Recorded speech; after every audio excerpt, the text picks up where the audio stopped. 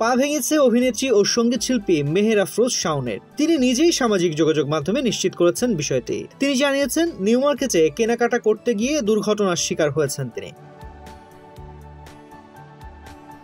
শুক্রবার বড় ছেলে নিশাদ হুমায়ুনকে নিয়ে নিউ মার্কেটে কেনাকাটা করতে যান এই অভিনেত্রী। সেখানে একটি ব্যাটারি চালিত অটোরিকশা ধাক্কা দিলে পড়ে গিয়ে আহত হন তিনি। শাওন জানান, রিকশার চাকার নিচে তার বা পা চাপা পড়লে গুরুতর চোট পান তিনি। পরে শাওনকে দ্রুত শ্যামলীর একটি হাসপাতালে নিয়ে যাওয়া হয়।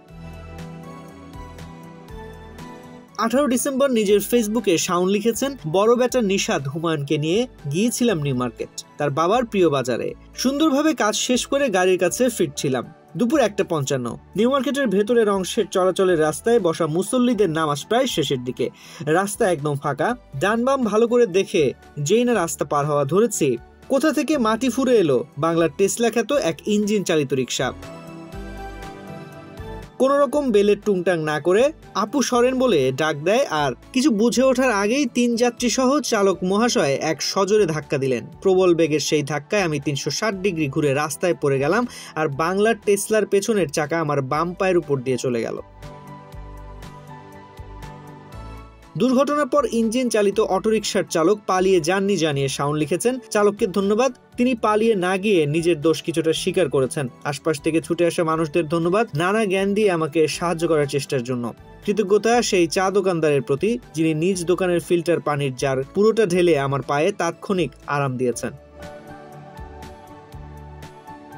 অভিনেত্রী ও নির্মাতা মেহের আফরোজ শাওন তার ফেসবুক স্ট্যাটাসে ধন্যবাদ জানাতে ভোলেননি সঙ্গে থাকা অর্পিতাকে। তিনি লিখেছেন, অর্পিতা, তুই সঙ্গে না থাকলে কিভাবে যে এই সময়টুকু সামলাতাম জানি না। চোখের সামনে থেকে অন্ধকার সরার পর দেখলাম নিজের পুরো শরীরের ভার তোর উপর ছেড়ে আমি ঢলে পড়েছি, আর তুই ঠান্ডা মাথায় আমাকে হাসপাতালে নেওয়ার জন্য গাড়িতে তোলার চেষ্টা করেছিস। পাশাপাশি ঘটনার আকস্মিকতায় নার্ভাস হয়ে পড়া নিশাদকে সামাল দিচ্ছিস।